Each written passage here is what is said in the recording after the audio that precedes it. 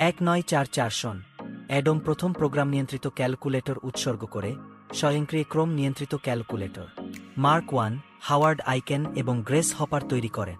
1959 সন মার্কিন যুক্তরাষ্ট্র এক্সপ্লোরার 6 পাঠায় এবং সেটা মহাকাশ থেকে পৃথিবীর ছবি পাঠানোর জন্য প্রথম স্যাটেলাইট।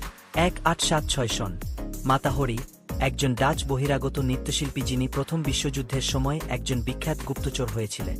1927 সন কার্ল শোয়ার্টজ, সুইডিশ রসায়নবিদ এবং নোবেল পুরস্কার বিজয়ী। 1942 সন টোবিন বেল, আমেরিকান অভিনেতা যিনি স্যাও ফিল্ম সিরিজে তার ভূমিকার জন্য পরিচিত। 1927 সন মার্কিন যুক্তরাষ্ট্র এবং কানাডার মধ্যে শান্তি সেতু আনুষ্ঠানিকভাবে খোলা।